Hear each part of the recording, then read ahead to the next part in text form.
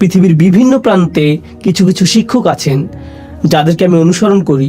আমি ভ্রমণ করে তাদের কাছে যাই, যেখানে গিয়ে কোনো লেকচার দেওয়ার জন্য না, আমি ভ্রমণ করি তাদের সাথে সাক্ষাৎ করার জন্য। আর যদি তারা আমাকে 1 ঘন্টা সময় দেন, যদি 20 মিনিটও দেন, তার জন্য আমি কৃতজ্ঞ। কারণ আমার জন্য সেই 20 মিনিট বেশি মূল্যবান আমি নিজে 5-6 ঘন্টা অধ্যয়ন করার চেয়ে। আমার জন্য সেই বিজ্ঞতাটুকু অমূল্য, সেই সাক্ষাৎটা আমার জন্য অমূল্য। তো বিজ্ঞ ব্যক্তির নৈকট্যে প্রতিটা মুহূর্তই মূল্যবান, এবং এটা এমন ঘনিষ্ঠ অন্তরঙ্গ সম্পর্ক কোনো শিক্ষক অথবা বয়স্ক কারোর সাথে, যিনি আপনাকে তত্ত্বাবধান করেন, ভালোবাসেন, এবং এর মাধ্যমে আপনি বিজ্ঞতা অর্জন করতে পারেন। তো এই হলো আল্লাহর 4টি নাম যা এই আয়াতের মধ্যে বর্ণিত হয়েছে: রাজা, পবিত্র, কর্তৃত্বের অধিকারী এবং বিজ্ঞ। এটা ছিল ইমাম রাজির চিন্তা, এবং কিভাবে তিনি নামগুলোকে বিশ্লেষণ করেছিলেন তার বর্ণনা। আমি তার এই বিশ্লেষণের সাথে আমার কিছু চিন্তা যোগ করতে চাই। আমি আপনাদের সাথে যা শেয়ার করতে চাই তা হলো, আল্লাহর এই নামগুলোকে আরো সাজানো যায়।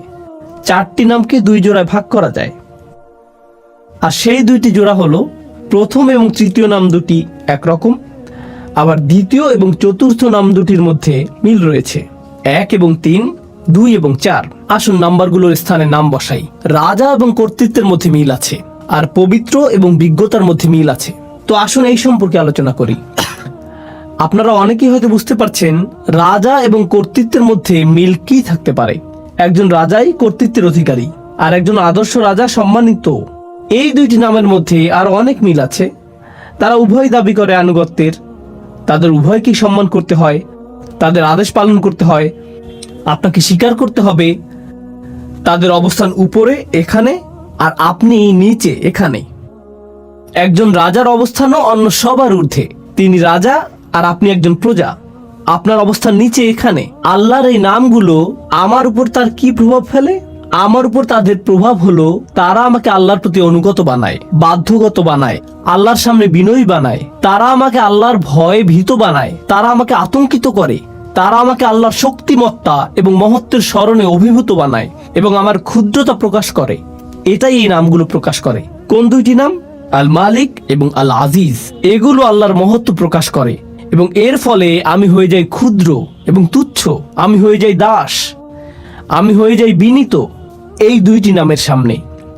কিন্তু আপনি যদি অন্য 2টি নাম দেখেন, আল কুদ্দুস, আল হাকিম, পবিত্র এবং বিজ্ঞ, প্রথম 2টি নামের মতো পবিত্রতা, পরিশুদ্ধি দূর থেকে অনুভব করা সম্ভব নয়।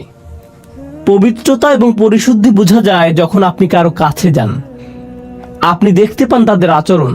আবার বিজ্ঞতা হলো এমন জিনিস যখন কেউ একজন আপনার কাঁধে হাত রেখে আপনাকে উপদেশ দান করে, যিনি আপনার অবস্থা উপলব্ধি করেন। আল হাকিম নিয়ে চিন্তা করলে কুরআনে বর্ণিত লোকমান আলাইহিস সালামের একটি ঘটনা আমার মনে পড়ে। লুকমান আলাইহিস সালাম ভালোবাসাপূর্ণভাবে তার ছেলেকে উপদেশ দিয়েছেন।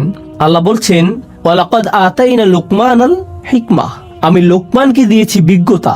এরপর তিনি সেই বিজ্ঞতার একটা অংশ তার ছেলেকে দিচ্ছেন। সেই অন্তরঙ্গ, ঘনিষ্ঠ, ভালোবাসাপূর্ণ সম্পর্ক বিজ্ঞতা প্রদানেরই একটা অংশ। আপনি দূর থেকে বিজ্ঞতা অর্জন করতে পারবেন না, আপনাকে কারো সাথে সম্পর্ক তৈরি করতে হবে, যাতে তিনি আপনার অবস্থার সাথে সম্পর্কিত উপদেশ প্রদান করতে পারেন। অন্য নামটি আল কুদ্দুস, পরিশুদ্ধ সঙ্গ, পবিত্র সঙ্গ, এমন সঙ্গ যার উপস্থিতিতে আপনি ভালো অনুভব করেন, আপনি প্রশান্তি অনুভব করেন। আমার কাছে আল কুদ্দুস এবং আল হাকিমকে এভাবেও সম্পর্কিত মনে হয়, যখন আপনি পরিশুদ্ধ কারো সান্নিধ্যে থাকেন তখন আপনার হৃদয় পরিশুদ্ধ হতে শুরু করে, আর আপনি যখন বিজ্ঞ কোনো ব্যক্তির সান্নিধ্যে থাকেন তখন তার বিজ্ঞতা দ্বারা আপনার মন পরিশুদ্ধ হতে শুরু করে। তো হৃদয় এবং মন পবিত্র হয় আল কুদ্দুস এবং আল হাকিম দ্বারা। তো 2টি নাম হলো দূরত্ব সূচক, রাজকীয়, মহিমান্বিত, এমনকি ভয় সৃষ্টিকারী।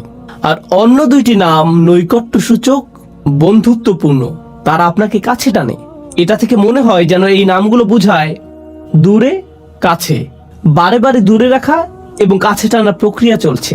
আমার এবং আল্লাহর মধ্যে সম্পর্কের ক্ষেত্রে এই নামগুলোর যে বিপরীতধর্মী প্রতিক্রিয়া, তা আসলে খুবই চমৎকার ভাবে কোরআনে বর্ণিত হয়েছে। আর আল্লাহর সাথে আমার সম্পর্কের ক্ষেত্রে এই উভয় অবস্থাই দরকারি। প্রথমে আমি আপনাদেরকে এর একটা উদাহরণ দিতে চাই। এক্ষেত্রে আমার প্রিয় উদাহরণটি হলো মুসা আলাইহিস সালামের উদাহরণ। যখন তিনি আগুন দেখতে পেলেন, তিনি ছিলেন তার পরিবারের সাথে, আর তখন তিনি পাহাড়ের উপর আগুন দেখতে পেলেন। তিনি তার পরিবারকে বললেন, তোমরা এখানে থাকো, আমি আগুন দেখতে পেয়েছি, সম্ভবত আমরা সেখান থেকে পথ চলার নির্দেশনা পাবো। তিনি বুঝতেই পারেননি যে উপরে গিয়ে তিনি আল্লাহর সাথে কথা বলবেন। যখন তিনি সেখানে গেলেন তখন প্রথম অনুভূতি কি ছিল? আল্লাহ বলেছেন, ইয়া মূসা ইন্নী আনা রব্বুক ফাখলা'ন আলাইক। মূসা, নিঃসন্দেহে আমি তোমার প্রভু, অতএব জুতা খুলে প্রবেশ করো। ইন্নাকা বিল ওয়াদিল মুকদ্দাসি তুয়া, নিঃসন্দেহে তুমি পবিত্র তুয়া উপত্যকায় আছো। তিনি ভয় পেয়ে গেলেন। আল্লাহ মূসা আলাইহিস সালামের উপর তার প্রভুত্বকে প্রতিষ্ঠিত করলেন। তিনি একজন দাস মাত্র, জুতা খুলে ফেলো, যথাযথ সম্মান প্রদর্শন করো। এটা একটা ভয় সৃষ্টিকারী সম্পর্ক। পরেই আল্লাহ কি বললেন? ওয়া আনা উখতারতুকা ফাসতামি' লিমা ইউহা, এবং আমি তোমাকে মনোনীত করেছি, আমি তোমাকে বাছাই করে নিয়েছি, তোমার উপরে যা নাজিল করা হচ্ছে তা মনোযোগ দিয়ে শোনো।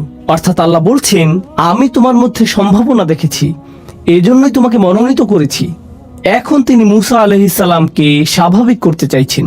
ইন্নানি আনাল্লাহ লা ইলাহা ইল্লা আনা ফা'বুদনি, নিঃসন্দেহে আমি আল্লাহ, আমি ছাড়া ইবাদতের যোগ্য আর কেউ নেই, আমার দাসত্ব করো। এটা আবারও প্রভুত্ব এবং দাসত্ব ভয় সৃষ্টিকারী সম্পর্ক। আর এর ঠিক পরে এই নৈকট্য সূচক সম্পর্ক, ওয়াকিমিস সালাতা লিযিকরি, নামাজ কায়েম করো যাতে আমাকে স্মরণ করতে পারো। আল্লাহর স্মরণ অবশ্যই হৃদয়ের সাথে সম্পর্কিত এবং আল্লাহর সাথে নৈকট্য প্রকাশকারী বিষয়। এরপরেই তিনি আবারও তাকে ভয় দেখাচ্ছেন এবং বলছেন, ইন্না সাআতা আতিয়াতুন আকাদু উখফিহা লিতুজজা কুল্লু নাফসিন বিমা তাসআ ফালা ইয়াসুদ্দান্নাকা আনহা মান লা ইউমিন বিহা ওয়াত্তাবা হাওয়াহু ফাতারদা। কিয়ামত নিকটবর্তী, আমি এটাকে প্রায় সম্পূর্ণ গোপন রেখেছি যাতে প্রত্যেক ব্যক্তি তার প্রচেষ্টা অনুযায়ী প্রতিদান পেতে পারে। যারা কিয়ামতে বিশ্বাস করে না এবং নিজের প্রবৃত্তির অনুসরণ করে, তাদেরকে সেই সুযোগ দিও না যাতে তোমাকে বিভ্রান্ত করতে পারে, তাহলে তুমি পাহাড় থেকে নিচে পড়ে যাবে। আক্ষরিকভাবে তিনি বলেছেন ফাতারদা, কারণ মূসা আলাইহিস সালাম পাহাড়ের উপরেই দাঁড়িয়েছিলেন। তো তিনি বললেন, তারা রূপক অর্থে পাহাড় থেকে পড়বে, ব্যতিক্রম কিছু করলে তুমি আসলেই পড়ে যাবে। যখন মূসা আলাইহিস সালাম কিয়ামত দিবস সম্পর্কে শঙ্কিত হয়ে পড়লেন, তখন তিনি বললেন, ওমা তিলকা বিয়ামিনিকা ইয়া মূসা, তোমার ডান হাতে ওটা কি মূসা? আবারও বন্ধুত্বপূর্ণ সংলাপ যা তাকে নিকটে আনছে। এ ধরনের উদাহরণ সমগ্র কোরআন জুড়ে রয়েছে। এখন এটা জানা গুরুত্বপূর্ণ যে কেন এ ধরনের সংলাপ, কেন কিছু নাম আমাদেরকে আতঙ্কিত করছে, ভীত করছে, আল্লাহর কর্তৃত্ব প্রতিষ্ঠা করছে, আর অন্য নামগুলো কেন তাকে বন্ধুত্বে পরিণত করছে, ঘনিষ্ঠ সহযোগী বানিয়ে দিচ্ছে। এই দুইটি জিনিস একসাথে যায় না। লক্ষ্য করুন, যখন আল্লাহর সাথে আপনার সম্পর্ক শুধু কর্তৃত্বকে ঘিরে হয়, তখন আপনি আল্লাহর ভয়ে এতটাই ভীত হবেন এবং এতটাই আতঙ্কিত থাকবেন যে আপনি সকল আশা হারিয়ে ফেলবেন।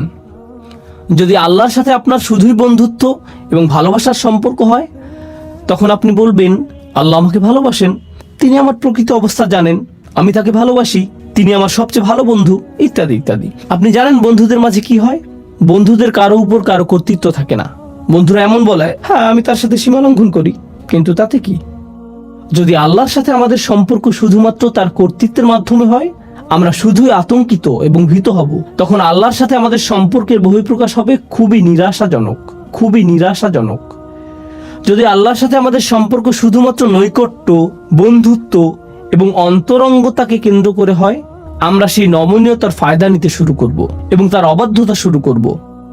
আল্লাহ এই দুইটি জিনিসের মধ্যে ভারসাম্য রক্ষা করেছেন, যেমন তিনি ভয় এবং আশার মধ্যে ভারসাম্য রক্ষা করেছেন, কর্তৃত্ব এবং নৈকট্যের ক্ষেত্রেও একইভাবে ভারসাম্য রক্ষা করেছেন। আর সেই ভারসাম্যটি এত চমৎকারভাবে উপস্থাপিত হয়েছে আল মালিক, আল কুদ্দুস, আল আজিজ, আল হাকিম, রাজা, পবিত্র, কর্তৃত্বের অধিকারী, বিজ্ঞ, কাছে এবং দূরে, বারে বারে। সুবহানাল্লাহ। তো এখন আমরা প্রস্তুত। আমি আপনাদেরকে এই চারটি নামের পরিচয় দিয়েছি: রাজা, পবিত্র, কর্তৃত্বের অধিকারী এবং বিজ্ঞ। এখন আমি আপনাদের সাথে আলোচনার দ্বিতীয় অংশটি শুরু করতে চাই, যা হলো রাসূল সাল্লাল্লাহু আলাইহি সাল্লামের সম্পর্কে যে চারটি কাজ আল্লাহ তাকে দিয়েছেন। আমি প্রথমে আপনাদের সাথে আয়াতটি পেশ করছি, আর তারপর আমরা এই বিষয়ে কিছুটা বিস্তারিত আলোচনা করব। প্রথমে আমি সরল অনুবাদ উল্লেখ করব। হুয়াল্লাযী বাআসা ফিল উম্মিয়িনা রাসূলাম মিনহুম ইয়াতলু আলাইহিম আয়াতিহি ওয়া ইউযাক্কিহিম ওয়া ইউআল্লিমুহুমুল কিতাবা ওয়াল হিকমাতা ওয়া ইন কানু মিন ক্বাবলু লাফি যালালিম মুবিন। তিনি সেই সত্তা যিনি নিরক্ষরদের মাঝে তাদের মধ্য থেকে একজন রসুল মনোনীত করেছেন, মিনহুম ইয়াতলু আলাইহিম আয়াতিহি, যিনি তাদের কাছে তার আয়াত, তার ওহী, তার মুজিজা বর্ণনা করেন। ওয়ায়ুযাক্কিহিম, এবং তিনি তাদেরকে পরিশুদ্ধ করেন। ওয়ায়ুআল্লিমুহুমুল কিতাব, আর তিনি তাদেরকে শিক্ষা দেন। এখানে বলা হয়েছে বই, কিন্তু বই শব্দটি দিয়ে আইন কানুনও বোঝানো হয়। কোরআনে অনেক স্থানে কিতাব শব্দটি আইন শব্দে ব্যবহৃত হয়েছে। তো তিনি তাদেরকে আইন কানুন শিক্ষা দেন, ওয়াল হিকমা, এবং বিজ্ঞতা শিক্ষা দেন। আবারও আমি অনুবাদটি সারমর্ম নিজের ভাষায় বলছি। তিনি সেই সত্তা যিনি নিরক্ষরদের মাঝে তাদের মধ্য থেকে একজন রসুল নিযুক্ত করেছেন, যিনি করেন 4টি কাজ। আর তা হলো, তিনি তাদের কাছে তার আয়াতসমূহ বর্ণনা করেন অথবা মুজিজা সমূহ তাদের কাছে উপস্থাপন করেন, তিনি তাদেরকে পরিশুদ্ধ করেন, তিনি তাদেরকে শিক্ষা দেন আইন কানুন এবং বিজ্ঞতা। ওয়া ইন কানু মিন ক্বাবলু লাফি দালালিম মুবিন, অর্থাৎ যদিও অনেক আগে থেকেই তারা স্পষ্ট বিভ্রান্তিতে ডুবে ছিল। এই লোকগুলো পথভ্রষ্ট ছিল। অনেক অনেক শতাব্দী ধরে মিথ্যা উপাস্যদের ইবাদত করা, মূর্তি পূজা করার কারণে তারা ভ্রান্তির মধ্যে ছিল।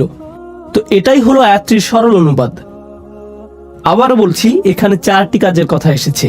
রাসূল সাল্লাল্লাহু আলাইহি সাল্লাম তাদের কাছে আয়াতসমূহ বর্ণনা করেন, পরিশুদ্ধ করেন, তিনি তাদেরকে আইন কানুন শিখান এবং তিনি তাদেরকে বিজ্ঞতা শিখান।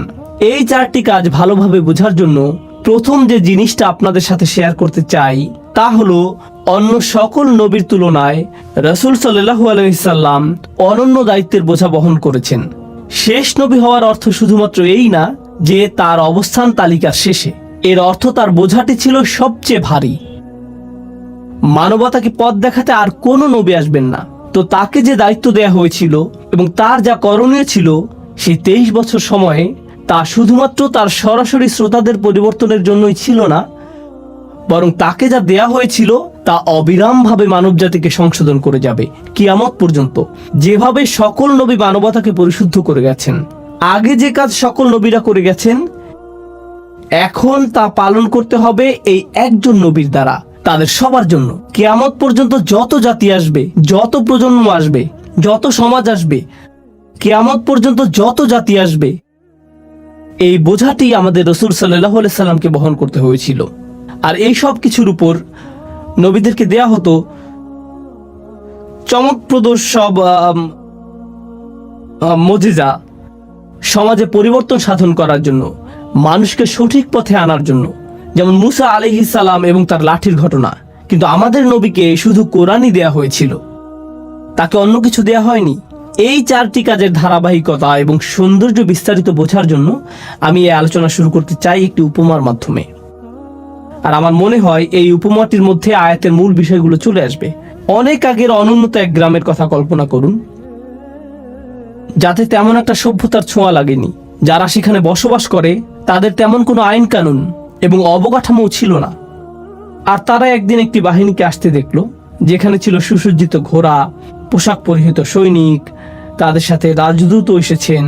আর সেই রাজদূতের দেহে এমন সব পোশাক যা তারা আগে দেখেনি কখনো। নিঃসন্দেহে এই নবাগতরা এই এলাকার অধিবাসী না। আর সেই দূত তাদের সামনে একটি রাজ ফরমান মেলে ধরলেন এবং একজন রাজার পাঠানো বার্তা তাদেরকে পড়ে শোনাতে লাগলেন, যিনি কিনা তাদের গ্রামকে দখল করতে চান, তার সাম্রাজ্যের অন্তর্ভুক্ত করতে চান এবং তাদের তার রাজ্যের অংশ হওয়ার সুযোগ দানে ধন্য করতে চান। তিনি সেই রাজার পক্ষ থেকে এই সকল বার্তা তাদেরকে দিয়ে যাচ্ছেন। গ্রামের অধিবাসীরা তাকে দেখে বলল, প্রথমত এটা পরিষ্কার যে আপনারা বহিরাগত, কিন্তু কিভাবে আমরা বুঝবো যে আপনি আসলে একজন রাজার কাছ থেকে এসেছেন? এর সপক্ষে কি প্রমাণ আছে আপনার কাছে? কি প্রমাণ আছে আপনার কাছে? তো তিনি তাদেরকে দেখালেন মুদ্রা, তিনি তাদেরকে এমন ধনভাণ্ডার দেখালেন যার অধিকারী হওয়া একজন রাজার পক্ষেই সম্ভব। তিনি তাদেরকে এমন কিছু নিদর্শন দেখালেন যাতে প্রকাশ পায় যে তিনি আসলে একজন রাজপ্রতিনিধি। যদি তারা সন্তুষ্ট হয়, তারা বলবে, আমরা তার কথা শুনে দেখব, আমরা শুনতে চাই এই রাজার কি বক্তব্য। আমরা বেশ চমৎকৃত হয়েছি এই বাহিনী এবং এর সাথে যা কিছু তিনি নিয়ে এসেছেন এবং তার রাজকীয় প্রমাণাদি দেখে। আমরা তার প্রস্তাবটি বিবেচনা করব। এখন আপনি যদি সেই বাহিনীর সাথে গিয়ে রাজার সাথে সাক্ষাৎ করতে যান, তাহলে আপনাকে সবচেয়ে সুন্দর পোশাকটি পরিধান করতে হবে, আপনাকে রাজদরবারের রীতিনীতি মেনে চলতে হবে, আপনাকে নিজেকে পরিশুদ্ধ করতে হবে, আপনাকে নিজেকে পরিচ্ছন্ন করতে হবে। আয়াতে আমরা যা শিখছি তার সাথে মিলাতে থাকুন। আপনি রাজার সাক্ষাৎ পেলেন, আর রাজা আপনাকে বললেন, যদি তোমরা আমার রাজ্যের অন্তর্ভুক্ত হতে চাও, এই আইন কানুনগুলো তোমাদের মেনে চলতে হবে, এই বিধিবিধানগুলো এখন থেকে পালন করতে হবে, এটাই হবে তোমাদের সংবিধান। আর সেই দূত আস্তে আস্তে এই মানুষগুলোকে গড়ে তুললেন, আর তারা একের পর এক রাজ্যের আইনগুলো তাদের সমাজে বাস্তবায়িত করতে লাগলো। একসময় তারা নিজেরাও হয়ে উঠল পরিশুদ্ধ, সুপ্রশিক্ষিত, সুপ্রতিষ্ঠিত, পরিশীলিত একটি সমাজ। আর যখন তারা প্রশিক্ষিত হতে শুরু করে, তখন তারা পরিশীলিত জাতিতে পরিণত হওয়ার সুফল উপলব্ধি করতে শুরু করে। তারা এই সকল আইনের সুবিধা আগে দেখতে পায়নি, কিন্তু এখন তারা সেই সুবিধাগুলো দেখতে পাচ্ছে। তো পরিশুদ্ধির এই প্রক্রিয়া তারা অতিক্রম করলো। আমি আপনাদের সামনে এই উপমাটি উপস্থাপন করলাম কারণ এটা রাসূল সাল্লাল্লাহু আলাইহি সাল্লামের কাজের সাথে মোটামুটি মিলে যায়, কিন্তু কিছু অমিলও আছে। মিলগুলো হলো, রাসূল সাল্লাল্লাহু আলাইহি সাল্লাম যেই মানুষগুলোর মধ্যে এসেছিলেন, তারা তাদের রাজার কাছ থেকে কোনো বাণী পায়নি অনেক অনেক প্রজন্ম ধরে। ওয়া ইন কানু মিন ক্বাবলু লাফি যালালিম মুবিন। রাসূল সাল্লাল্লাহু আলাইহি সাল্লাম প্রথম কোন কাজটি করলেন? তিনি আল্লাহর আয়াতগুলো বর্ণনা করেছিলেন। মানুষ কোরআনের বাণী শুনল, আর তিনি দাবি করেছিলেন যে এটা এসেছে আল্লাহর কাছ থেকে। তারা বলল, কিভাবে আমরা বুঝবো যে এটা আল্লাহর কাছ থেকে এসেছে? কি প্রমাণ আছে আপনার কাছে যে এটা আল্লাহর বাণী? আল্লাহর বাণীগুলো এতটাই শক্তিশালী, এতটাই অভিজাত, এতটাই অনুকরণীয়, আপনার পক্ষে এর মতো কিছু তৈরি করা সম্ভব না। এর প্রভাব এতটাই অভিভূতকারী যে যারা এটা শুনবে তারা তৎক্ষণাৎ বুঝতে পারবে যে এই কথাগুলো কোনো মানুষের কথা নয়। তারা আল্লাহর বাণীর মুজিজা সরাসরি উপলব্ধি করেছিল, আর শুধুমাত্র এটাই তাদেরকে বিনয়াবনত করেছিল। এরকম নজিরও রয়েছে, যখন মানুষ রাসূল সাল্লাল্লাহু আলাইহি সাল্লামের সাথে বিতর্ক করতে এসেছিল, তখন তিনি আয়াত পাঠ করতে করতে এমন আয়াতে গেলেন যেখানে আল্লাহ আদেশ করেছেন সবাইকে সিজদায় অবনত হওয়ার জন্য। এরকম ঘটেছে, কাফেরদের সম্পূর্ণ জনসমাবেশ সেখানে সিজদায় পড়ে গিয়েছিল। এরকম ঘটেছে, কোরআনের বাণী তাদেরকে অভিভূত করে ফেলেছিল। এই প্রথম কাজটি রাসূল সাল্লাল্লাহু আলাইহি সাল্লাম করেছেন, মানুষকে কোরআনের শক্তিশালী মুজিজার সাথে পরিচয় করিয়েছেন। ইয়াতলু আলাইহিম আয়াতিহি, তিনি এটা তাদের কাছে উপস্থাপন করেছেন। আর যখন উপস্থাপন করলেন, তারা বিস্ময়ে অভিভূত হয়ে গেল।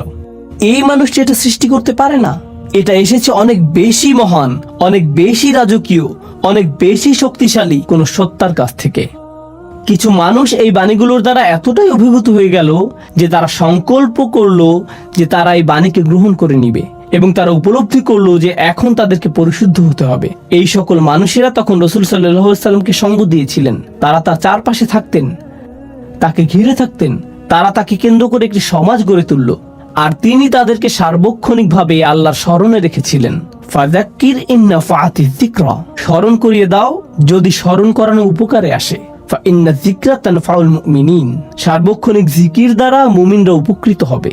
রাসূল সাল্লাল্লাহু আলাইহি সাল্লাম আল্লাহর বাণীর মাধ্যমে তাদেরকে সার্বক্ষণিকভাবে আল্লাহর স্মরণের মধ্যে রেখেছিলেন। আর সেই স্মরণের মাধ্যমে দুইটি জিনিস ঘটল।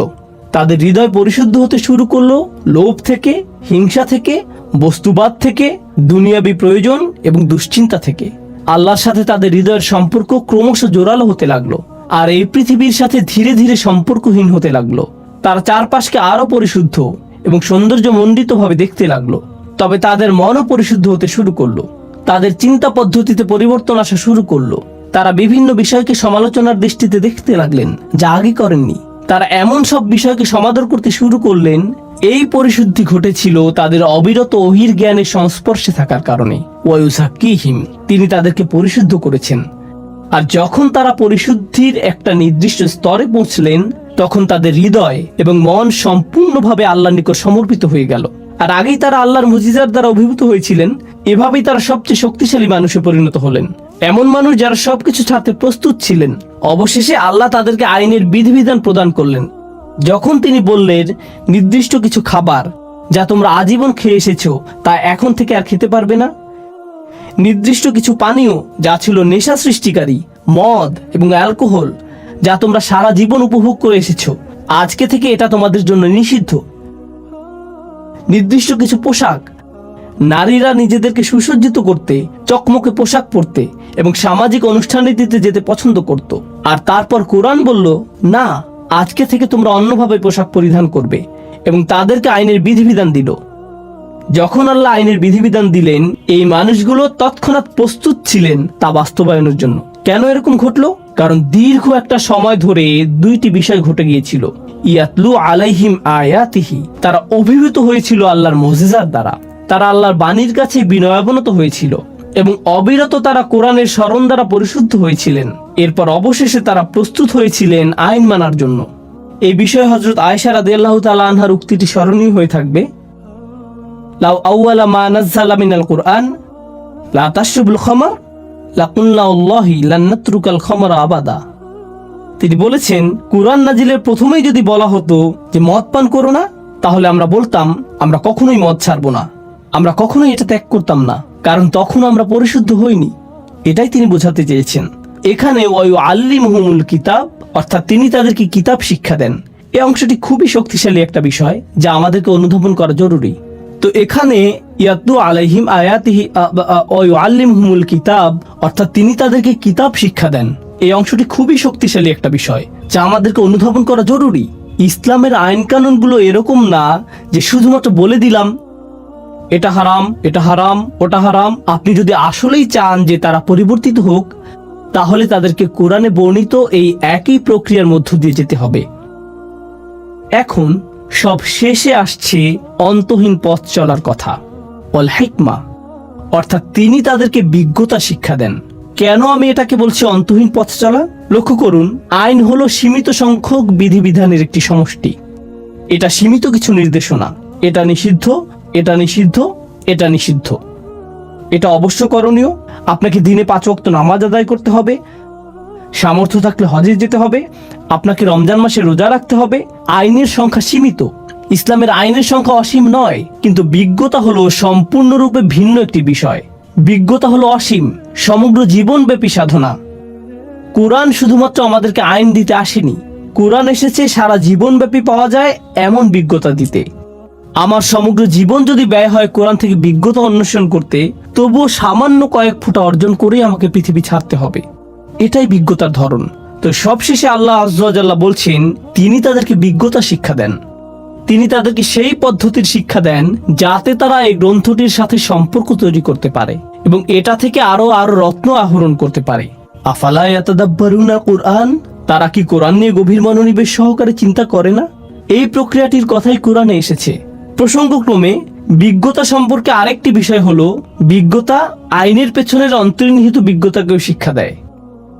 এটা আপনাকে দেখায় যে ইসলাম শুধুমাত্র কিছু বিধিবিধান নয়, এটি আসলে একটি নৈতিক আদর্শ, এটি একটি আধ্যাত্মিক আদর্শ।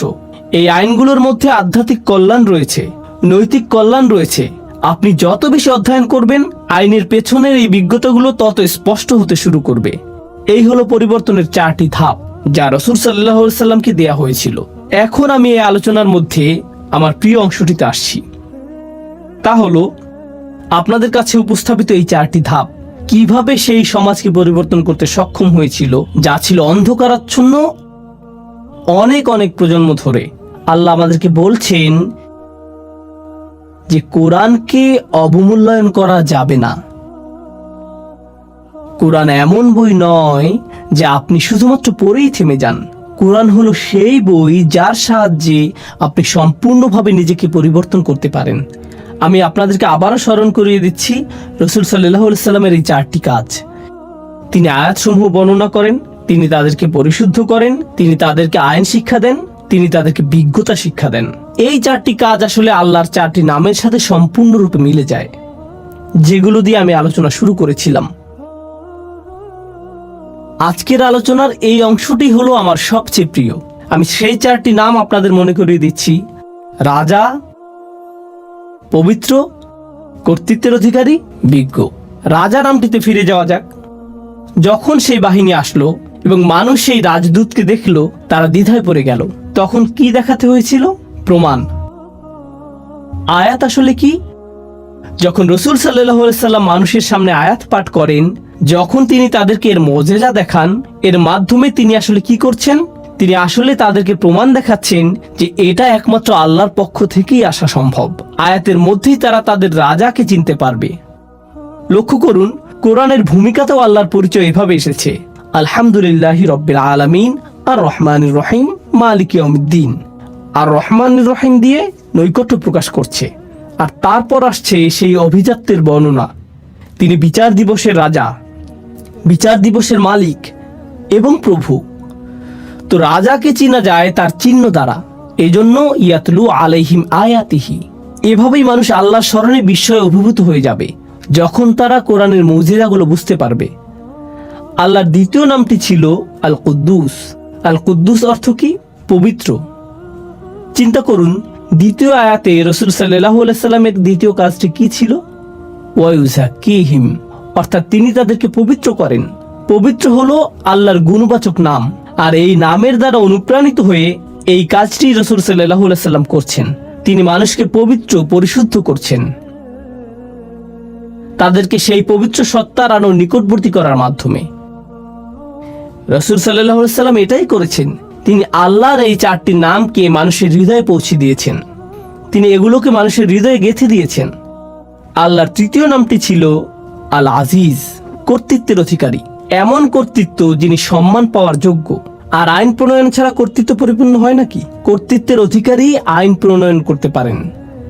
তাহলে রাসূল সাল্লাল্লাহু আলাইহি সাল্লাম আইনের বিধিবিধান শিক্ষা দেন। কার পক্ষ থেকে এই আইন? কর্তৃত্বের অধিকারীর পক্ষ থেকে। কার কর্তৃত্ব সম্মান পাওয়ার যোগ্য? যতক্ষণ পর্যন্ত আপনার মধ্যে সেই কর্তৃত্বের প্রতি এই ভয়, এই সম্মান তৈরি না হবে, যতক্ষণ আপনি বুঝতে না পারবেন যে এই কর্তৃত্বের কাছ থেকে যা আসে তার উদ্দেশ্য আপনাকে পরিশুদ্ধ করা, আপনি সেই আইন বাস্তবায়ন করতে পারবেন না, আপনি সেই আইন অনুযায়ী জীবন পরিচালনা করতে পারবেন না। রাসূল সাল্লাল্লাহু আলাইহি সাল্লাম আল্লাহর সেই ইজ্জা এর দাবি আদায় করেছিলেন মানুষকে আল আজিজের আইন এবং তার সংবিধান শিক্ষা দেওয়ার মাধ্যমে। সবশেষে প্রথম আয়াতে আল্লাহর শেষ নামটি ছিল আল হাকিম, অর্থাৎ বিজ্ঞ। আল্লাহর এই নামটি রাসূল সাল্লাল্লাহু আলাইহি সাল্লামের কোন কাজের সাথে সামঞ্জস্যপূর্ণ? আল্লাহ সুবহানাহু ওয়া তাআলা বলছেন, ওয়া ইউআল্লিমুহুমুল কিতাবা ওয়াল হিকমা, তিনি তাদেরকে শিক্ষা দেন বিজ্ঞতা। আল্লাহ হলেন সবচেয়ে বিজ্ঞ, যিনি তার রাসূলকে শিক্ষা দিয়েছেন যাতে তিনি তার অনুসারীদের মনে বিজ্ঞতা সঞ্চারিত করেন, যারা এই আহ্বানে সাড়া দিবে এবং এই বিশ্বাসকে আলিঙ্গন করবে। সুবহানাল্লাহ। আল্লাহর চারটি নাম রাসূল সাল্লাল্লাহু আলাইহি সাল্লামের উপর আরোপিত চারটি কাজের সাথে সরাসরি মিলে যাচ্ছে। এটাই হলো পরিবর্তনের জন্য কোরআনের বিস্ময়কর পথ চলা, যে পথে বহু মানুষ হেঁটেছে এই নামগুলোকে হৃদয়ে ধারণ করার মাধ্যমে, যা আকাশ এবং পৃথিবী উপলব্ধি করতে পেরেছে। আল্লাহ যা বলেছেন তা হলো, তোমরা যদি এই নামগুলোকে হৃদয়ে ধারণ করতে পারো, তোমরাও আকাশ এবং পৃথিবীর সাথে সামঞ্জস্যপূর্ণ হয়ে উঠবে। রাসূল সাল্লাল্লাহু আলাইহি সাল্লাম এই উদ্দেশ্যে এসেছিলেন, আপনাদের মধ্যে সেই শৃঙ্খলা নিয়ে আসা যা ইতিমধ্যে আপনার চারপাশে বিদ্যমান রয়েছে। আশ-শামসু ওয়াল কমারু বিহুসবান ওয়ান নাজমু ওয়াশ-শাজারু ইয়াসজুদান, অর্থাৎ তারকা এবং বৃক্ষরাজি সিজদায় অবনত হয়। কেন তিনি আমাদেরকে বলেছেন যে তারকা এবং বৃক্ষরাজি সিজদা করে? অথবা পাখিদের তাসবিহ পড়া? আল্লাহ বলেছেন পাখিরা তাসবিহ পড়ে। ওয়া ইম মিন শাইইন ইল্লা ইউসাব্বিহু বিহামদিহি ওয়ালাকিন লা তাফকাহুনা তাসবিহাহুম, অর্থাৎ এমন কোনো জিনিস নেই যা তার প্রশংসা সহকারে তাসবিহ করে না। তো এভাবেই আমরা আমাদের চারপাশের অন্য সৃষ্টি জগতের সাথে একত্র হতে পারি। এখন আমরা একটা মজাদার বিষয়বস্তুতে এসে পড়েছি। আগের সকল আলোচনার বিবেচনায় কিভাবে আমরা নিজেদের পরিবর্তনের বিষয়টা চিন্তা করতে পারি? ইন্টারেস্টিং একটা প্রশ্ন হলো, চমৎকার এই পরিবর্তনের বিষয়ে আমরা যখন চিন্তা করি, আমি ছোটবেলা থেকেই শুনে এসেছি, সম্ভবত আপনিও সারা জীবন খুতবা এবং আলোচনায় শুনেছেন, সাহাবীদের চরিত্র কত চমৎকার ছিল, তাদের জীবনের পরিবর্তন কতটা বিস্ময়কর ছিল, কি অবিশ্বাস্য পরিবর্তনের মধ্য দিয়ে তারা জীবন অতিবাহিত করেছিলেন, আল্লাহর প্রতি কি বিস্ময়কর আনুগত্য তারা প্রদর্শন করেছিলেন। আপনি তাদের সম্পর্কে শুধু শুনেই গিয়েছেন, আর আপনি মনে মনে হয়তো বলেছেন তারা এত ভালো ছিলেন, কিন্তু এর সাথে আমার সম্পর্ক কোথায়? তারা ছিলেন অসাধারণ, এটা আমার বুঝে আসে, কিন্তু আমি নিঃসন্দেহে তেমনটি নই। আমার দ্বারা কি এই ধরনের পরিবর্তন সম্ভব? কোরআন কি আমাকে শুধুমাত্র এই অসাধারণ ঐতিহাসিক পরিবর্তনের কথাই বলছে? এক্ষেত্রে লক্ষ্য করুন তৃতীয় আয়াতটি, দেখুন আল্লাহ কি বলছেন, ওয়া আখারিনা মিনহুম লাম্মা ইয়ালহাকু বিহিম ওয়া হুয়াল আজিজুল হাকিম, অর্থাৎ তারা ছাড়াও অন্যরা যারা হয়তো আরব না, আর এর দ্বারা পরবর্তী প্রজন্ম বোঝাতে পারে, যারা এখনো তাদের সাথে মিলিত হয়নি। তৃতীয় আয়াতে এটাই বলছে যে তারা ছাড়াও অন্যরা যারা এখনো তাদের সাথে এক হয়নি, ওয়া হুয়াল আজিজুল হাকিম, অর্থাৎ তিনি হলেন সকল কর্তৃত্বের অধিকারী। এর দ্বারা আল্লাহ বলছেন আধ্যাত্মিক ও নৈতিক এই বিপ্লবটি শুধুমাত্র এমন কিছু মানুষের মধ্যে সীমাবদ্ধ নয় যারা রাসূল সাল্লাল্লাহু আলাইহি সাল্লামের সাহচর্য পেয়েছেন, বরং এটা এমন একটা বিষয় যার ধারাবাহিকতা অব্যাহত থাকবে, কারণ তিনি হলেন সর্বশেষ রাসূল। অন্যরা এখনো তাদের সাথে যোগ দেয়নি, তারা কখনোই তাদের রাসূলের সাক্ষাৎ পায়নি, কিন্তু তারা কোরআনের সাক্ষাৎ পাবে। তারা কখনোই সাহাবীদের সাক্ষাৎ পায়নি, কিন্তু তারা একই ধরনের পরিবর্তনের সাক্ষাৎ পাবে। তারা আসছে। এটা শোনার পর রাসূল সাল্লাল্লাহু আলাইহি সাল্লামের সাহাবীরাও চিন্তা করেছিলেন, অন্যরা? এই অন্যরা কারা? মানহা উলা। তারা বলেছেন, কুন্না জুলুস ইনদান নবী সাল্লাল্লাহু আলাইহি সাল্লাম, অর্থাৎ আমরা রাসূল সাল্লাল্লাহু আলাইহি সাল্লামের সান্নিধ্যে বসেছিলাম। নাযালাত আলাইহি সূরাতুল জুমআ, সূরা জুমআ নাজিল হলো। এই সূরাটি নাজিল হলো, আর যখন তিনি তিলাওয়াত করতে শুরু করলেন, তিনি পড়লেন, ওয়া আখারিনা মিনহুম লাম্মা ইয়ালহাকু বিহিম, অন্যরা এখনো তাদের সাথে মিলিত হয়নি। যখন তারা এই আয়াতটি শুনলেন, তারা বললেন, এরা কারা? তখন রাসূল সাল্লাল্লাহু আলাইহি সাল্লাম তাকালেন সালমান আল ফারসির দিকে। তিনি দেখালেন সালমান আল ফারসির দিকে। এরপরে কি ঘটেছিল তা বলার আগে আসুন সালমান ফারসি সম্পর্কে কিছুটা জেনে নেওয়া যাক। যারা জানেন না তাদের জন্য বলছি, তার নামের অর্থ হলো পারস্যবাসী সালমান। নাম থেকে বোঝা যায় তিনি কোন এলাকার। তিনি পারস্য বা ইরানের মানুষ। তিনি জন্মেছিলেন এবং বেড়ে উঠেছিলেন অগ্নিপূজক পুরোহিত একটি পরিবারে। তার পরিবার ছিল অগ্নিপূজারীদের ধর্মীয় গুরু শ্রেণীর। তিনি তার ধর্মকে অস্বীকার করেছিলেন। এটা তার কাছে যুক্তিসঙ্গত মনে হয়নি। তিনি একমাত্র সত্য সৃষ্টিকর্তার সন্ধান করছিলেন, আর তার এই বিশ্বাসের জন্য তিনি অত্যাচারিত, কারাবন্দী এবং নির্যাতিত হয়েছিলেন। তার পরিবারের জন্য তিনি লজ্জার কারণে পরিণত হয়েছিলেন। তিনি বন্দিদশা থেকে মুক্ত হলেন, পালিয়ে গেলেন সত্যের সন্ধানে। এরপর একজন খ্রিস্টান পাদ্রীর সাক্ষাৎ পেলেন, তার শিষ্যত্ব গ্রহণ করলেন, যিনি তাকে শিক্ষা দিয়েছিলেন পূর্ববর্তী আসমানি গ্রন্থসমূহ, তাওরাত, হিব্রু বাইবেল, আরো শিক্ষা দেন ঈসা আলাইহিস সালামের শিক্ষাগুলো। তাকে শিক্ষা দেন সর্বশেষ নবীর আবির্ভাবের লক্ষণসমূহ, যিনি আসবেন মদিনাতে। তো সালমান আল ফারসি বললেন, আমাকে সেখানে যেতে হবে, সর্বশেষ নবীর সাক্ষাৎ পাওয়ার জন্য আমি সেখানে যেতে চাই। তো তিনি রওনা দিলেন এবং ডাকাতের হাতে পড়ে দাস হিসেবে বিক্রি হয়ে গেলেন। দাস হিসেবে মদিনাতেই তাকে নিয়ে আসা হলো।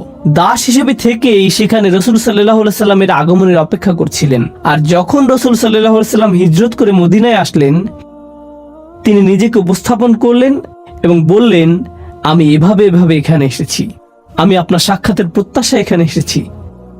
ফিরে আসছি আমাদের আলোচনায়। উনি ছিলেন ইরানের অধিবাসী, যিনি এমন পরিবেশে ছিলেন যার ইসলামের সাথে কোনো সম্পর্ক ছিল না, কোনো দাওয়াত, কোনো প্রচারণা ছিল না। তিনি নিজে সত্যের অনুসন্ধান করেছিলেন এবং রাসূল সাল্লাল্লাহু আলাইহি সাল্লামের সান্নিধ্য লাভে ধন্য হয়েছিলেন। ইনি সেই ব্যক্তি। সাহাবীরা রাসূল সাল্লাল্লাহু আলাইহি সাল্লামকে প্রশ্ন করলেন, অন্যরা এখনো তাদের সাথে মিলিত হয়নি, এরা কারা? তিনি সালমান আল ফারসির দিকে ইশারা করলেন।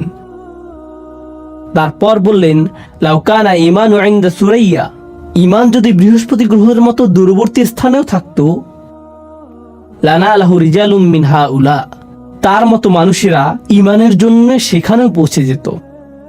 এমন মানুষ আছে যারা অনুসন্ধানে রত থাকবে। তারা পৃথিবীর যেখানেই থাকুক না কেন, ইসলাম থেকে যত দূরেই তারা থাকুক, হয়তো লা ইলাহা ইল্লাল্লাহ সম্পর্কে তাদের কোনো ধারণা নেই, হয়তো আরবি ভাষা অথবা মুসলিম সমাজ জীবন সম্পর্কে তাদের কোনো ধারণাই নেই, হয়তো তাদের কিছুই জানা নেই, তারা জানে না কোরআন কি, আর এই সকল মানুষই আল্লাহকে খুঁজে পাবেন। রাসূল সাল্লাল্লাহু আলাইহি সাল্লাম বললেন, এরাই সেই সব মানুষ যাদের সম্পর্কে আল্লাহ বলেছেন এই আয়াতে। অন্য কথায় এই পরিবর্তন প্রথম প্রজন্ম পর্যন্ত সীমাবদ্ধ থাকেনি, এটা চলমান রয়েছে। সালমান আল ফারসির দিকে ইঙ্গিত করার মাধ্যমে রাসূল সাল্লাল্লাহু আলাইহি সাল্লাম আসলে আমাদের সকলের প্রতি ইঙ্গিত করেছেন। তিনি আমাদেরকে বলে গেছেন যে এই পরিবর্তন আপনার আমার দ্বারা অসম্ভব। তো আমাদেরকে বুঝতে হবে পরিবর্তনের সেই পথের সাথে সম্পৃক্ত হওয়ার প্রকৃত অর্থ কি। উপসংহারে এই বিষয়টি আপনাদের সাথে আলোচনা করতে চাই। আমি শুধুমাত্র পরিবর্তনের এই তত্ত্বটি শোনাতে চাই না, আমি আপনাদের জানাতে চাই যে আমি এটাকে আমার নিজের জীবনের লক্ষ্যে পরিণত করেছি। কিভাবে আমি নিজেকে এবং অন্যদেরকে পরিবর্তনের সেই পথে সম্পৃক্ত হওয়ার জন্য সাহায্য করতে পারি। আমরা মনে করি যে আজকের আলোচিত এই আয়াতের শিক্ষাগুলো জীবনে প্রয়োগ করার জন্য আমাদের কাছে একটি মাধ্যম রয়েছে, যার নাম হলো বাইয়িনা টিভি। আপনাদের মধ্যে কেউ কেউ হয়তো ইতিমধ্যে এর সাথে পরিচিত, কিন্তু আমি আপনাদেরকে বর্ণনা করতে চাই কিভাবে বাইয়িনা টিভি কাজ করে এবং এর মাধ্যমে আপনি কি অর্জন করতে পারবেন বলে আমরা আশা করছি। দিন শেষে এটাই আমার জীবনের লক্ষ্য। আমার সকল প্রচেষ্টা ব্যয় করছি জ্ঞানের এই ভান্ডারকে আরো সমৃদ্ধ করার জন্য, যাতে মানুষ পরিবর্তনের এই প্রক্রিয়াটিকে অনুভব করতে পারে, যে পরিবর্তনের দ্বারা আমি নিজেও প্রবলভাবে অনুপ্রাণিত হয়েছি। আর আমি আশা করছি আপনি এই পথ চলায় আমার সাথেই থাকবেন। রাসূল সাল্লাল্লাহু আলাইহি সাল্লামের যে কাজগুলো নিয়ে কথা বলছিলাম, চলুন সেখানে যাওয়া যাক। তার আগে বাইয়িনা টিভি সম্পর্কে কিছুটা বলে নিতে চাই। এটা হলো সম্পূর্ণ কোরআনের পথ ধরে আপনার ভ্রমণ, এমনভাবে যে আপনার জীবনের আলো ফিরিয়ে দেবে, এমনভাবে যে আপনি সহজেই জীবনের কর্মব্যস্ততার সাথে মানিয়ে নিতে পারবেন। আমি জানি মানুষের ব্যস্ততা আছে, আপনাদের মধ্যে অনেকেই রয়েছেন মা, অনেকে বিভিন্ন পেশায় নিয়োজিত, অনেকে ছাত্র। আপনাদের জীবনের ব্যস্ততা বিভিন্ন রকম, ব্যস্ততা সবসময় থাকবে। তবুও কোরআনের সাথে আমাদের নিয়মিত একটা সম্পর্ক রক্ষা করতে হবে। যারা সবকিছু ত্যাগ করে পুরো সময় নিয়ে শুধু কোরআন অধ্যয়ন করতে পারবেন না, সেক্ষেত্রেও কোরআনের সাথে নিয়মিত একটা সম্পর্ক আমাদের তৈরি করতে হবে, যাতে আমরা পদ্ধতিগতভাবে এবং আন্তরিকভাবে কোরআনের শিক্ষায় অগ্রগতি অর্জন করতে পারবো আমাদের নিজস্ব সময়সূচি অনুযায়ী। তো আপনাদের জন্য আমাদের পরিকল্পনাগুলো বলছি। 1 নম্বর পরিকল্পনা হলো শুধুমাত্র সূরা ফাতিহা অধ্যয়ন। সূরা ফাতিহার উপর আমাদের রেকর্ড করা লেকচার আছে, যা আমি দিয়েছিলাম কয়েক বছর আগে। আর এই লেকচারটার উদ্দেশ্য শুধুমাত্র কোরআনের পরিচিতি দেওয়াই নয়। অবশ্যই আল্লাহ এবং কোরআনের জন্য শ্রেষ্ঠ পরিচিতি হলো প্রথম সূরা ফাতিহা, কিন্তু আমি এটাকে এমনভাবে উপস্থাপন করেছি যাতে এটা বোঝা যায় যে সূরাটি এতটাই সুন্দর যে ঐশী গ্রন্থের পক্ষেই একমাত্র এমনটা হওয়া সম্ভব। শুধুমাত্র অনুবাদ করে সূরা ফাতিহার শিক্ষাগুলো উপস্থাপন করা আমার উদ্দেশ্য ছিল না, বরং আমি চেষ্টা করেছি এর মজিজাপূর্ণ সৌন্দর্য এবং শক্তিমত্তাকে প্রকাশ করতে। এটাই ছিল আমার প্রচেষ্টা। আমি আসলে এই কোর্সটিকে বিশেষভাবে ভালোবাসি। এর সাথে আমার সম্পর্ক অন্যরকম, কারণ এমন অনেকের সাথে আমার সাক্ষাৎ হয়েছে যারা ছিলেন ধর্মযাজক অথবা ভিন্ন ধর্মাবলম্বী। তারা সূরা ফাতিহার এই ব্যাখ্যাটি শুনে ইসলাম গ্রহণ করেছিলেন। তো আমি মনে করি আপনার শুরু করার ক্ষেত্রে এটা গুরুত্বপূর্ণ। ফাতিহা যখন আপনার শেষ হবে, আমার আশা হলো আপনি এখন কোরআনের বাকি অংশের প্রতি কৌতূহলী হয়ে উঠছেন। ফাতিহা যদি এতটা অনুপম, সুন্দর এবং অসাধারণ হয়, কোরআনের আরো কত চমৎকারিত্ব থেকে আমি বঞ্চিত হচ্ছি। আরো কি আছে যা কোরআন থেকে পাওয়া সম্ভব? আর এর জন্যই আমি আপনাকে নিয়ে যেতে চাই ডিভাইন স্পিচ কোর্সে। ডিভাইন স্পিচ কোর্সটি আমি করেছিলাম অনেক বছর আগে। আমি পৃথিবীর অনেক প্রান্তে ভ্রমণ করেছি এই কোর্সটি করানোর জন্য, আর এটা রেকর্ড করা হয়েছে এবং এখন বাইয়িনা টিভিতে রয়েছে, আলহামদুলিল্লাহ। আমি সরলভাবে ডিভাইন স্পিচ কোর্সটির উদ্দেশ্য বর্ণনা করছি। যখন আপনি ডিভাইন স্পিচ কোর্সটি শেষ করবেন, তখন আপনাকে বলতে হবে, ওয়াও, অবশ্যই এটা আল্লাহর কাছ থেকে এসেছে, এটা কোনোভাবেই মানুষের কথা না। সেখানে আমি নিজে থেকে আপনাকে প্রভাবিত করার চেষ্টাও করিনি, এটাই সত্য। আমি শুধু দেখাতে চেয়েছি যে কোন জিনিসটা কোরআনকে অসাধারণভাবে, ব্যাখ্যাতীতভাবে সৌন্দর্যমণ্ডিত করেছে। এটা কেবলই বিনয়াবনত করে দেয়, অভিভূত করে দেয়। শুধুমাত্র এটাই আমি দেখাতে চেয়েছি। আমি ভ্রমণ করেছি এবং এই কোর্সটি করিয়েছি কখনো কখনো বিভিন্ন বিশ্ববিদ্যালয়ে এবং অন্যান্য স্থানে, কখনো অমুসলিমরা অংশগ্রহণ করেছে। আর আমার হিসাব অনুযায়ী এই প্রোগ্রামটি শুনে আমার সামনেই কমপক্ষে 15 জন ইসলাম গ্রহণ করেছে। তারা পরিবর্তিত হয়েছিলেন, আমার কোনো অবদান নেই। কোরআনের শক্তিমাত্রা এবং সৌন্দর্য সম্পর্কে আমি যা বুঝেছি শুধু তাই বর্ণনা করেছি দ্বিতীয় পর্যায়ের এই কোর্সটিতে, যার নাম ডিভাইন স্পিচ। এখন আপনি কোরআন দ্বারা বিস্ময়ে অভিভূত। এখন আপনি পরবর্তী পদক্ষেপ নিতে চান। সেই তৃতীয় পদক্ষেপটি হলো কোরআনের সামগ্রিক মেসেজ সম্পর্কে একটা ধারণা পাওয়া। সামগ্রিক একটা ধারণা, কোরআনের বিষয়ভিত্তিক সামগ্রিক একটা চিত্র। কোরআনের প্রধান বিষয়বস্তুগুলো যেভাবে এই কোর্সটি সাজানো হয়েছে তা হলো, আমি কোরআন থেকে কিছু অনুচ্ছেদ বাছাই করেছি যা কোরআনের প্রধান বিষয়বস্তুগুলোর প্রতিনিধিত্ব করে। আপনি যদি কোরআনকে কল্পনা করেন একটি বিল্ডিং হিসেবে, এই বিষয়বস্তুগুলো হলো এক একটি পিলার যা একে ধরে রেখেছে। তো আপনি যদি এই অনুচ্ছেদগুলো অধ্যয়ন করেন, কোরআনের মূল বিষয়বস্তু সম্পর্কে আপনি মোটামুটি একটা ভালো ধারণা পাবেন। এরপর কোরআনের যে অংশ আপনি অধ্যয়ন করেন, আপনি সেটিকে এই অনুচ্ছেদগুলোর যে কোনো একটির সাথে সম্পর্কিত করতে পারবেন। এটাই হলো এর উদ্দেশ্য। তো সম্পূর্ণ কোরআন অধ্যয়ন করার আগে আপনি একটি সামগ্রিক চিত্র পেয়ে যাবেন। এটি মূল বিষয়বস্তুগুলো নিয়ে বেশ পরিমিত একটা ধারণা। এটাই হলো কোরআনের বিষয়ভিত্তিক সামগ্রিক চিত্র। এখন আপনি আসলে সম্পূর্ণ কোরআনের পথে ধীরে ধীরে অগ্রসর হতে প্রস্তুত। আমি চাই না যে আপনি এখনই বেশি গভীরে চলে যান। আমি চাই যে আপনি পুরো গ্রন্থটিকে সহযোগিতা সহকারে একবার পড়ে যান। এই জন্য আমি তৈরি করেছি কোরআনের সংক্ষিপ্ত ব্যাখ্যা। এই সিরিজে আপনি প্রতিদিন 15-20 মিনিট কোরআনের ব্যাখ্যা শুনবেন, ধীরে ধীরে শুনতে থাকবেন। আর যখন আপনি শুনতে থাকবেন এবং অগ্রগতি করতে থাকবেন, এতে 2 বছর, 5 বছর, 10 বছর যাই লাগুক তাতে সমস্যা নেই, কিন্তু আপনি ফোঁটায় ফোঁটায় কোরআনের অমেয় সুধা লাভ করবেন, অনুবাদ এবং সংক্ষিপ্ত ব্যাখ্যা সহকারে। বিশেষত সেই সকল অংশ যা বোঝা কঠিন, যা সচরাচর ভুলভাবে উদ্ধৃত করা হয় অথবা ভুল অনুবাদ করা হয়, সেই সকল অংশ যা দ্বিধাদ্বন্দ্ব তৈরি করে। আমি সহজ ভাষায় তা উল্লেখ করব এভাবে যে এটা আসলে এই বিষয়টাকে বোঝাচ্ছে, অথবা এই কয়েকটি শিক্ষা আমরা এটা থেকে পাই, কিন্তু এতে খুব গভীরে যাওয়া হয়নি। তথ্যের আধিক্যে অভিভূত হয়ে যেতে হবে এমনটা নয়। এর উদ্দেশ্য হলো আপনি প্রতিদিন কোরআনের একটি করে ডোজ পেয়ে যাচ্ছেন এবং আপনি পুরো কোরআনটি এভাবে শেষ করছেন। এটাই সংক্ষিপ্ত ব্যাখ্যা সহ কোরআন। আর তারপর আসছে সর্বশেষ পদক্ষেপ। আমার জন্য এটাই হলো সবচেয়ে পছন্দের পদক্ষেপ। আগেরগুলো বাদ দিয়ে প্রথমে এখান থেকে শুরু করা ঠিক হবে না। আমি চাই আপনি সম্পূর্ণ প্রক্রিয়াটি সময় নিয়ে অনুসরণ করুন। সর্বশেষ পদক্ষেপটিকে বলা হয় গভীর পর্যবেক্ষণ। আর গভীর পর্যবেক্ষণ হলো যা আমি নিজের জন্য করার সিদ্ধান্ত নিয়েছিলাম, আর আপনি নিজেও এটা প্রত্যক্ষ করবেন। যখন আপনি কোরআনের শুরু থেকে শেষ পর্যন্ত পড়ে শেষ করবেন, আপনি উপলব্ধি করবেন যে অনেক কিছু বাকি রয়ে গেছে যা আমি শিখতে চাই। এটা এরকম যে আমি শুধু সমুদ্রের উপরিভাগ স্পর্শ করেছি। আমি ফিরে যেতে চাই এবং আবার অনুসন্ধান করতে চাই, আবারও করতে চাই, আবারও করতে চাই। তো কয়েক বছর আগে আমি সিদ্ধান্ত নেই যে আমি আমার কোরআন অধ্যয়নকে পুনরায় শুরু করব। এই অধ্যয়নের সময় আমি ধরে নিলাম যে এর আগে কখনো আমি এটা অধ্যয়ন করিনি, আর আমি চেষ্টা করেছি আগে যতটাই অধ্যয়ন করেছি তার চেয়ে আরো গভীরে গিয়ে অধ্যয়ন করার জন্য। আলহামদুলিল্লাহ, বাইয়েনা ইনস্টিটিউটে আমি একটা রিসার্চ টিম গঠন করেছি যারা আমাকে সাহায্য করে কোরআন নিয়ে গভীর অধ্যয়নের জন্য, যাতে আমরা আমাদের সর্বোচ্চ প্রচেষ্টা দিয়ে আপনাদের কাছে আল্লাহর বাণীর গভীরতর মর্ম উপস্থাপন করতে পারি। এটাই গভীর পর্যবেক্ষণ। এটা নিয়ে আমি ভবিষ্যতে ব্যস্ত থাকব। আমি চাই সামনে বছরের পর বছর ধরে গভীর পর্যবেক্ষণ করে যেতে, আর এটা আমি আপনাদের কাছেও আশা করি যাতে একই সাথে এই পথ চলায় অংশগ্রহণ করা যায়, যাতে একসাথে পথ চলা যায়। আমি আপনাদের কাছে সেই পথ চলা শেষ করার আশা করছি না, আমি শুধু আশা করছি আপনি সেই পথ চলায় একটা পদক্ষেপ রাখুন। আর এটা দিয়ে আলোচনাটির সমাপ্তির দিকে যাচ্ছি। এই 5টি পদক্ষেপ যা আপনাদের কাছে উল্লেখ করেছি, সূরা ফাতিহা দিয়ে শুরু, ডিভাইন স্পিচ, কোরআনের বিষয়ভিত্তিক সামগ্রিক চিত্র, সংক্ষিপ্ত ব্যাখ্যা, গভীর পর্যবেক্ষণ। এই 5টি পদক্ষেপ জানেন এগুলো কোথা থেকে অনুপ্রাণিত? এগুলো রাসূল সাল্লাল্লাহু আলাইহি সাল্লামের সেই 4টি কাজ থেকে অনুপ্রাণিত। এটা আমি আপনাদেরকে দেখাতে চাই। রাসূল সাল্লাল্লাহু আলাইহি সাল্লামের প্রথম কাজটি ছিল ইয়াতলু আলাইহিম আয়াতিহি। তিনি মানুষকে পরিচয় করিয়ে দিবেন মুজিজাসমূহ। তিনি মানুষকে পরিচয় করিয়ে দিবেন আল্লাহর বিস্ময়কর বাণী, যা তাদের রাজার সামনে তাদেরকে বিনয়াবনত করে।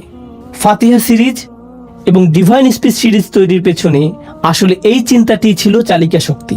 আপনি এই 2টি সিরিজের মধ্য দিয়ে যাবেন, কারণ এর মাধ্যমে আমরা আপনাকে ইয়াতলু আলাইহিম আয়াতিহি এই আয়াতটির কিছুটা স্বাদ দিতে চাই। এটাই রাসূল সাল্লাল্লাহু আলাইহি সাল্লামের প্রথম কাজ। রাসূল সাল্লাল্লাহু আলাইহি সাল্লামের দ্বিতীয় কাজটি ছিল ওয়ায়ুযাক্কিহিম, অর্থাৎ তিনি তাদেরকে পরিচ্ছন্ন করেন, তিনি তাদেরকে পরিশুদ্ধ করেন। কিভাবে তিনি তাদেরকে পরিশুদ্ধ করেন? অবিরত, নিয়মিত স্মরণের মাধ্যমে। কোরআনের বিষয়ভিত্তিক সামগ্রিক চিত্র এবং সংক্ষিপ্ত ব্যাখ্যা, এগুলোর মাধ্যমে আমরা কি আশা করছি? নিয়মিত স্মরণ। এটা এমন একটা মাধ্যম যার দ্বারা আমরা আশা করছি আপনার হৃদয় পরিশুদ্ধ হবে, আপনার মন পরিশুদ্ধ হবে। আপনি প্রতিদিন 15-20 মিনিট গাড়িতে বসে শুনতে থাকবেন, আর এর মাধ্যমে এমন উপদেশ পাবেন যা আপনাকে সারাদিন পথ নির্দেশ করবে। আপনি ক্রমশ আপনার জীবনে কোরআনের ছোঁয়া অনুভব করতে থাকবেন, কারণ আপনি অবিরত দৈনিক ডোজ নিচ্ছেন। আমি আসলে আশা করছি না যে আপনি এর জন্য কাগজ কলম নিয়ে বসবেন। আমি চাই যে আপনি শুধু শুনুন, এটাই যথেষ্ট। এই নিজেরই একটা পরিশুদ্ধকারী প্রভাব রয়েছে। আপনি যদি রাসূল সাল্লাল্লাহু আলাইহি সাল্লামের কাজগুলো লক্ষ্য করেন, সেগুলো ছিল ইয়াতলু আলাইহিম আয়াতিহি, এটা হলো ফাতিহা এবং ডিভাইন স্পিচ। ওয়ায়ুযাক্কিহিম, অর্থাৎ তিনি তাদেরকে পরিশুদ্ধ করেন। আমাদের আশা যে পরিশুদ্ধকরণ হবে কোরআনের বিষয়ভিত্তিক সামগ্রিক চিত্র এবং সংক্ষিপ্ত ব্যাখ্যার অবিরত স্মরণের মাধ্যমে। এরপরে রাসূল সাল্লাল্লাহু আলাইহি সাল্লামকে আরো যে কাজ দেয়া হয়েছিল তা হলো তিনি তাদেরকে আইন এবং বিজ্ঞতা শিক্ষা দেন। আর শিক্ষা বলতে বোঝায় যখন আপনি একজন ছাত্র এবং আপনার জন্য রয়েছে একজন শিক্ষক, এই বিষয়টির গভীরতা আরো বেশি, এটি আরো বেশি মনোনিবেশ দাবি করে। এখন আপনাকে কাগজ কলম নিয়ে বসতে হবে, আর এজন্যই আমরা তৈরি করেছি গভীর পর্যবেক্ষণ কোর্সটি, গভীর পর্যবেক্ষণ কোর্সটি হলো কোরআনের গভীরে দৃষ্টি দেয়া, যাতে আমরা আইন কানুন শিখতে পারি এবং আমাদের সর্বোচ্চ চেষ্টা দিয়ে কোরআন থেকে বিজ্ঞতা শিখতে পারি। কোরআনে বর্ণিত এই প্রক্রিয়াটিকে আমি আপনাদের সবাইকে অনুসরণের পরামর্শ দিচ্ছি। এই মুহূর্তে আমি আপনাদের সাথে অনলাইনে কথা বলছি, হয়তো আমাদের মাঝে হাজার হাজার মাইল দূরত্ব, কিন্তু কল্পনা করুন এখন আমি আপনার সামনে বসে আছি। আমি আসলেই আপনার কল্যাণ কামনা করি। আপনি যদি ব্যক্তিগতভাবে আমার কাছে আসেন, যদি আপনার সাথে আমার দেখা হয়ে যায় কোনো এয়ারপোর্টে অথবা রেস্টুরেন্টে, আর আপনি জিজ্ঞেস করেন, ওস্তাদ আমি কিভাবে কোরআন অধ্যয়ন করব, তখন এই একই পরামর্শ আমি আপনাকে দিব। আপনার প্রতি এটাই আমার ব্যক্তিগত পরামর্শ। এর জন্য একেবারে শত শত ঘন্টা ব্যয় করার প্রয়োজন নেই। না, আমি শুধু চাই অল্প অল্প করে প্রচেষ্টা করা। আমাদের রাসূল সাল্লাল্লাহু আলাইহি সাল্লাম বলেছেন, খয়রুল উমুরি আদওয়ামুহা ওয়া ইন কাল্লা, অর্থাৎ সর্বোত্তম কাজ হলো সেগুলো যা নিয়মিত করা হয়। এটাই আমাদের কাছে চাওয়া হয়েছে। যদি কোরআনের পথে, এই পথ চলাতে আমার মৃত্যু হয়, আমি সফল হয়ে গিয়েছি। এটাই আমার কাছে গুরুত্বপূর্ণ। এটাই আমি আপনার জন্য চাই। তো যদি আপনি আমার পরামর্শে আস্থা রাখেন, আমি চাই যে আপনি এই পথ চলায় সামিল হন। বাইয়েনা টিভির ওয়েবসাইটে যান, আজই সাইন আপ করুন। 2 সপ্তাহের জন্য ফ্রি সাবস্ক্রিপশন ব্যবস্থা রয়েছে, যাতে আপনি একটি ধারণা পেতে পারেন। আলোচনা শোনা শুরু করে দিন। প্রতিজ্ঞা করুন যে সকালে যাতায়াতের সময় অথবা বিকেলে অথবা রাতে ঘুমানোর আগে আপনি আপনার প্রতিদিনের ডোজটি নেবেন, অল্প অল্প করে, অল্প অল্প করে, অল্প অল্প করে। আপনারা হয়তো জানেন না যে ইউটিউবে আমার হাজারো ভিডিও রয়েছে। আমি কথা বেশি বলি, আমার মা আমার সম্পর্কে এমনটাই বলেন। আমার হাজারো ভিডিও রয়েছে বিভিন্ন জায়গায়। হ্যাঁ, তা আছে ঠিক, কিন্তু সেগুলো বিক্ষিপ্ত আকারে আছে। কিন্তু এটি হলো পরিকল্পিত অধ্যয়ন। এটা এরকম যেন কোরআন অধ্যয়নের জন্য আপনি আমাকে টিউটর হিসেবে পেয়েছেন। তো আমি এবং আমার সহকর্মীরা আশা করব কোরআনের এই পথ চলায় আপনিও সামিল হবেন, এবং আমি আন্তরিকভাবে আপনাদের জন্য দোয়া করি যে আপনাদের প্রত্যেকেই যাতে এই পথ চলায় সফল হতে পারেন, যাতে আমি এবং আপনি এই পথ চলায় অলসতা না দেখাই, যাতে আল্লাহ আমাদেরকে রিজিক প্রদান করেন এবং আমাদের জীবনের সৌন্দর্য, কল্যাণ এবং বারাকা দান করেন। আমাদেরকে, আমাদের সন্তানদেরকে এবং আমাদের প্রিয়জনদেরকে, আমাদের আশেপাশের মানুষেরা যাতে অনুপ্রাণিত হতে পারে সেই আলোর দ্বারা, যা আমরা অবিরত আল্লাহর কিতাব থেকে লাভ করতে থাকব। এগুলো বানানোর পেছনে আমার উদ্দেশ্য ছিল আল্লাহর সন্তুষ্টি অর্জন। আপনার উদ্দেশ্য হওয়া উচিত তাকে সন্তুষ্ট করা, তার বাণীর সাথে সম্পর্ক স্থাপনের মাধ্যমে। ও আল্লাহ, আমি শুধু আপনার বাণী আরো বেশি করে অনুধাবন করতে চাই। আমি আরো বেশি আপনার বাণী অনুযায়ী চলতে চাই। আমি আমার হৃদয়কে আরো বেশি আপনার বাণী দ্বারা অনুপ্রাণিত করতে চাই। এটাই বাইয়েনা টিভির উদ্দেশ্য। অন্য কিছুই আমার কাছে গুরুত্বপূর্ণ নয়। আর কিছু না করে যদি আমরা এটুকুই করে থাকি, তাতেই আমি সন্তুষ্ট, তাতেই আমি সন্তুষ্ট। আর আমি সন্তুষ্ট হব আপনার জন্য যদি আপনি আমাদেরকে সেই সম্মান দান করেন, যাতে আমরা একই সাথে আপনাকে নিয়ে এই পথ চলা শুরু করতে পারি। আশা করি দেখা হবে এই 2 সপ্তাহ ফ্রি সাবস্ক্রিপশনে। এখনই শুরু করুন। পরিবার এবং বন্ধু বান্ধবকে জানিয়ে দিন। আরো যোগ করে আমি বলতে চাই, অমুসলিম পরিবার এবং বন্ধু বান্ধব থাকলে তাদেরকেও জানিয়ে দিন, তাদেরকে একটি সাবস্ক্রিপশন নিয়ে দিন। আমার এমন কর্মচারী আছেন যারা তাদের অমুসলিম মা বাবাকে সাবস্ক্রিপশন উপহার দিয়েছেন। খ্রিস্টান মা, যিনি শুনবেন সূরা আলে ইমরানের তাফসীর এবং এটি অধ্যয়ন করবেন। কেন নয়, তাদেরকে আল্লাহর কিতাবের সাথে পরিচয় করিয়ে দিন। সরাসরি কোরআন ছাড়া আর ভালো কি হতে পারে, যার থেকে তারা ইসলাম সম্পর্কে জানতে পারবে। তাদেরকে সরাসরি আল্লাহর কথা শোনার সুযোগ দিন। তো আমি আশা করছি যে এই প্রচেষ্টাটি আল্লাহ আমাদের সবার পক্ষ থেকে কবুল করে নেবেন। আপনারা সবাই আলোচনাটি শুনেছেন, এজন্য কৃতজ্ঞতা প্রকাশ করছি। আমি অত্যন্ত উৎসাহী এই জন্য যে আমরা একটি অ্যাপও তৈরি করেছি। আপনাদের যাদের ভিডিও দেখার সুযোগ কম, অডিও হলে সুবিধা হয়, অ্যাপ থেকে অডিও ডাউনলোড করতে পারেন। এটা পাবেন অ্যাপ স্টোরে, আইফোন এবং অ্যান্ড্রয়েড অ্যাপ হিসেবে। ব্যস্ততার মধ্যেও আলোচনাগুলো শোনার জন্য এটা একটা সহজ উপায় ইনশাআল্লাহ।